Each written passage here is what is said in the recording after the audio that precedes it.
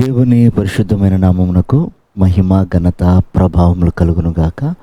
వీక్షిస్తున్న మీ అందరికీ మన ప్రభువైన యేసుక్రీస్తు నామములో శుభాభివందనాలు తెలియజేస్తున్నాను.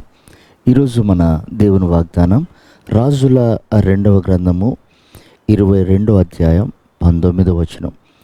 నా సన్నిధిని కన్నీళ్లు రాల్చితివి కనుక నీవు చేయు మనవి నేను అంగీకరించి ఉన్నాను. ప్రియమైనటువంటి దేవుని బిడ్డలారా, దేవుడు మన కన్నీటి దగ్గర చాలా బలహీనుడు.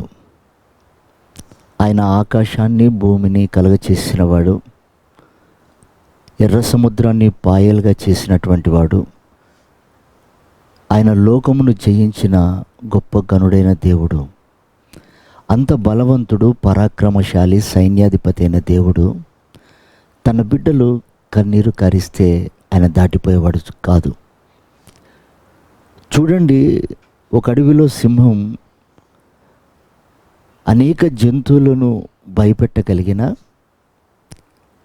తన పిల్లలు తన మీద ఆడుతూ పాడుతూ తనతో ఉన్నప్పుడు వాటితో సరదాగా ఉంటుంది. అలాగనే మనం ఆరాధిస్తున్న దేవుడు, ఆయన పిల్లలమైన మనము గోజాడి కన్నీరు కార్చి రోదిస్తుంటే ఆయన మనల్ని దాటిపోయేవాడు కాదు. అందుకే చూడండి, బైబిల్లో ఒక గుడ్డివాడు దావీదు కుమారుడా, దావీదు కుమారుడా అని కేకలు వేసి కన్నీరు కారుస్తున్నప్పుడు అతన్ని దాటిపోలేకపోయాడు ప్రభు. ఈ రోజున కూడా అక్కడ రాయబడిన వాక్య భావం ఏమిటంటే, ఆ పట్టణం అంతా పాడైపోతుంది, బూడిద దిబ్బగా మారిపోతుంది అని దేవుడు ఆ పట్టణం చేసినటువంటి అవిధేయతను బట్టి, తిరుగుబాటును బట్టి మాట్లాడినప్పుడు ఆ ప్రజలు కన్నీరు కార్చి ప్రార్థన చేస్తే దేవుడు మనసు మార్చుకొని దాన్ని కాపాడాడు.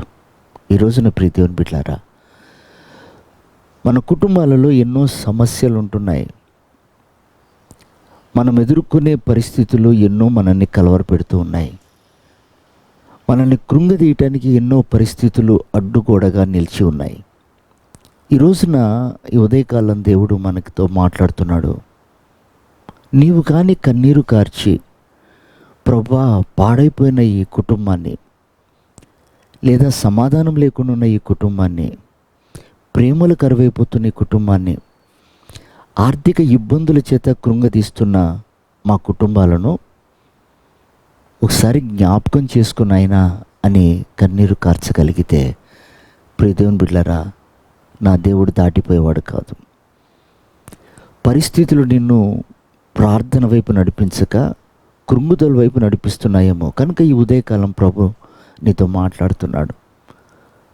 ఈ క్షణమే నువ్వు మోకరించి ఒక్క మాట ప్రభుతో చెప్పు, ప్రభువా నా కుటుంబం సమాధానంగా ఉండాలి, నా కుటుంబం ప్రేమతో ఉండాలి, నాకున్న పరిస్థితులన్నీ కనుమరుగైపోవాలి అని కన్నీరు కార్చినట్లయితే నా దేవుడు తప్పకుండా సహాయం చేస్తాడు. అలాంటి ప్రార్థనాత్మ ఈ ఉదయకాలం ప్రభు మనందరిపైన కుమ్మరించి మనల్ని ఆయన రాకడకు సిద్ధపరచును గాక.